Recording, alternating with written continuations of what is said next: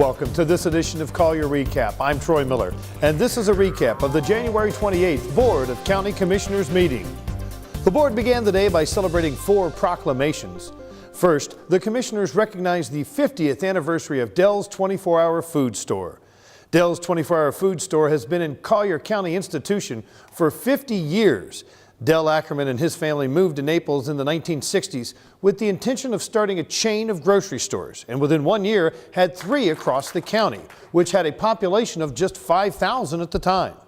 Dell Ackerman's geniality and kindness are legendary in Collier County, and he is known for trusting people on their word. Dell Ackerman is a shining example of a small business owner, and his impact on the county will continue for years to come. Next up, the board designated February 13th as Macedonia Missionary Baptist Church Day in honor of its 85th anniversary. The Macedonia Missionary Baptist Church, founded in 1929, has served its members and the community from their initial location at the Ditch Bank to its current location established in 1953. The church has been a pillar of strength in the community, offering religious doctrine, financial assistance, and working with youth, seniors, and other churches throughout the community while seeking enrichment opportunities and developing outreach programs for residents and visitors. We started, it's the oldest black church in Naples. We started what some of you may know as the Ditch Bank, which now is Port Royal, and we moved up to 10th Street. They kicked us out. But anyway, we want to make it back nice again. And I thank you for taking part today in helping us to do that. The proclamation was accepted by Reverend Lonnie E. Mills, Betty Adkins, Irene Williams, Sylvester Cotton, Tangi Burns, and Von Sil Whitaker. Commissioners then celebrated a proclamation recognizing Homes for Heroes for its generous donation of a mortgage-free home to Army Sergeant Brent Hernandez in honor of his service to our nation. Building Homes for Heroes, a national nonprofit organization founded in 2006, is strongly committed to supporting the brave men and women who have returned home from the wars in Iraq or Afghanistan with severe wounds and disabilities. Kathy Valdyke from Homes for Heroes and Sergeant Brent Hernandez thanked the commission. The community came forward and donated 67% of the cost of the home to helping it, getting it refurbished for him and his family. And we really appreciate it, and we hope to be doing another home here soon because you all have an awesome community and great support for us. Thank you. Thank you. Thank you. I just want to thank Commissioner Hillard and the entire city of Naples for accepting me and my family here. It's been a pleasure, and I'm excited to live the rest of my life here. Well, we're honored to have you. Thank you. The final proclamation of the day recognized the Big Cypress Basin Office of the South Florida Water Management District and county staff for their outstanding teamwork and cooperation to reduce flooding for Collier County residents during the summer of 2013. The rainfall experienced in Collier County for the summer of 2013 was almost 30% above normal values for the months of June through September. Several repeated high-intensity localized rain events caused some areas of the county to experience street and yard flooding, challenging both system and staff. The surface water and stormwater management system functioned extremely well as a result of recent significant capital improvements, as well as diligent year-long operation and maintenance practices. The award was accepted by Rick Barber, Lisa Keeler, and Chris Doherty from the Big Cypress Basin Board, plus Nick Caslanguida, Gerald Kurtz, John Vliet, and Travis Gossard from county staff.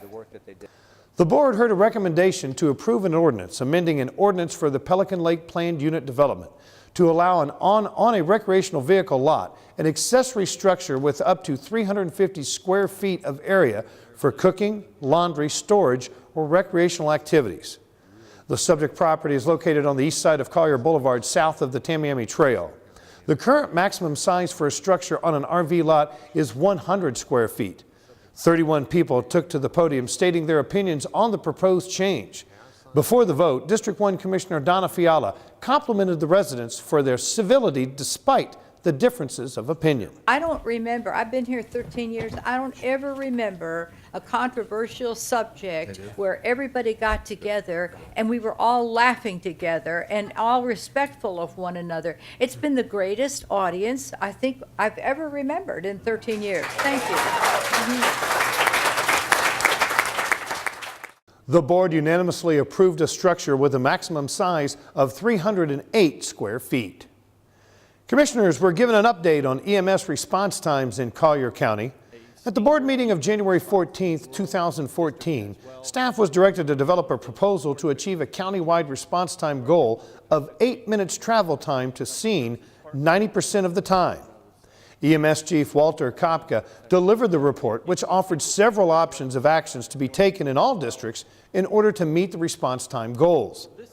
District 5 Commissioner Tim Nance addressed the different response times in the county. You know, the wider discussion that we have entered into in the last meeting and this meeting was really brought forth by Big Corkscrew Island Fire and Rescue District and Chief Greenberg, who rightfully raised awareness of the lack of meeting their response times. And it was very, very difficult for me to criticize the application for the COPCN at that time. However, I think the philosophy really that we're discussing today is whether we're going to return to a countywide response time goal for ALS of 8 minutes. And I think it's appropriate. And I think we need to do that as soon as practicable. And I do believe that we do have the funding to make some thoughtful changes at this time that can have an immediate impact, not just down the road, but this season. This agenda item calls for things to be effective as of April the 1st. That's now.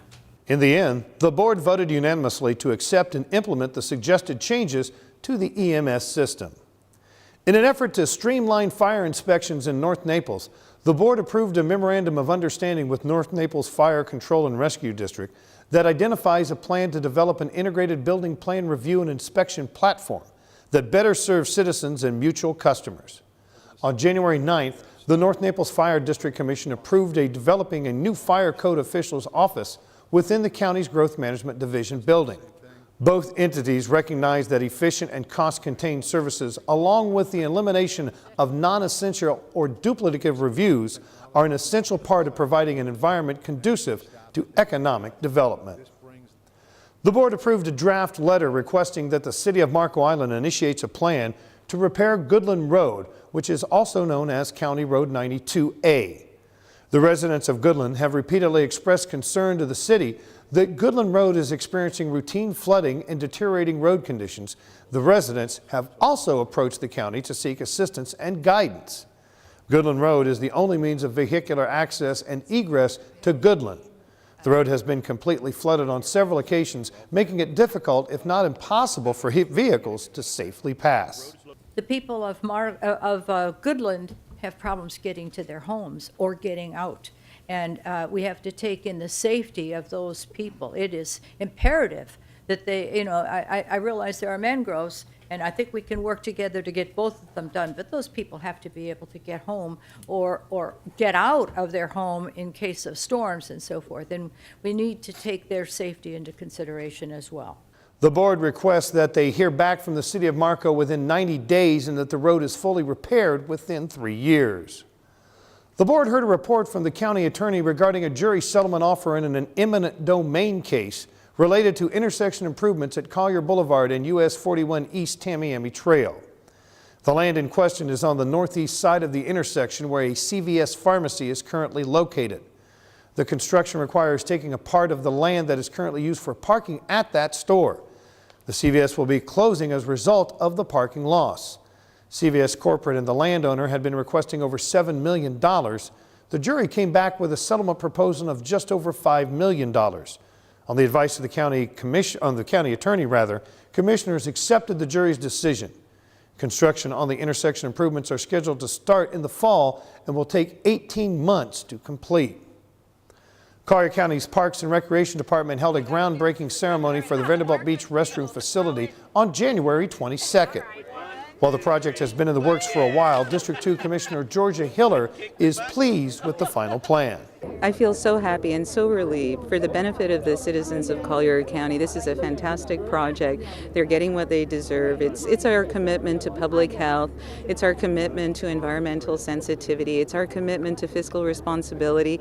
And with the help of the community, with the professionals who have worked so closely with staff, and with staff that has done an outstanding job, we've reduced the cost of this project from millions to under $1 million. We've increased the facilities beyond what we originally planned, and we've done it in the most aesthetically pleasing way. So it's a win-win across the board. It's really exciting. The Vanderbilt Beach Restroom Facility construction project includes a new 868 square foot restroom facility, additional shower and foot wash facilities, and additional boardwalks connecting the new facility with adjacent sidewalks. On Thursday, January 24th, there was a groundbreaking celebration for the Eagle Lakes Community Park Community Center. A band, a choir, several dignitaries, along with members of the community, gathered on a chilly morning to celebrate the event. Eagle Lakes Community Park, located on the U.S. Tamiami Trail East between Rattlesnake Hammock and Collier Boulevard, is one of the county's most used parks.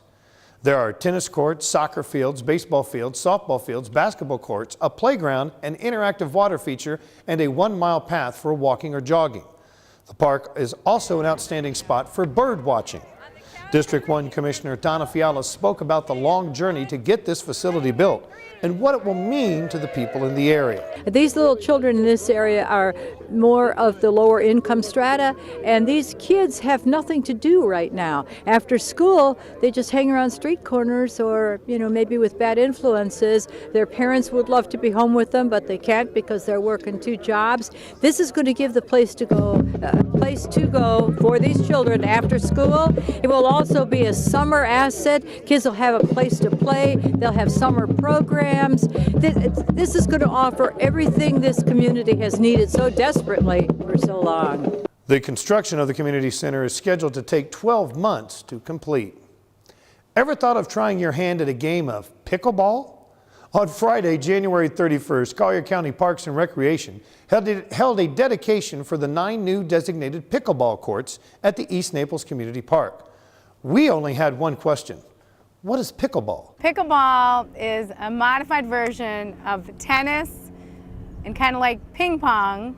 You use a smaller, wooden paddle, and it's almost like a wiffle ball you use. And you can put 2 pickleball courts on 1 regulation-sized tennis court. So you're doing the volleying, the serving, so it's similar but a smaller court. So that's why it's very popular with seniors, because they don't need to run it as much. And popular with all ages. January 31st was also the opening day of the Atlantic South Pickleball Tournament. Last year, the first ever Atlantic South tournament brought more than 250 players from more than 20 states and hundreds of spectators to Collier County. This year's tournament is even bigger. That's all for this edition of Collier Recap, your recap of the Collier County Board of County Commissioners meetings. Now, if you want to review all or part of any county commission meeting, visit colliergov.net and click on the video archive section. Once in the archive section, select the meeting you want to review. For BCC meetings, you can use the convenient drop-down menu to select and jump to any item you are interested in. For additional information on Collier County government, visit our Facebook page at facebook.com/CollierGov.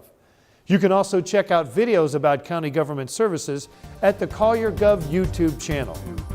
I'm Troy Miller. Thanks for watching Collier Recap. We'll see you next time.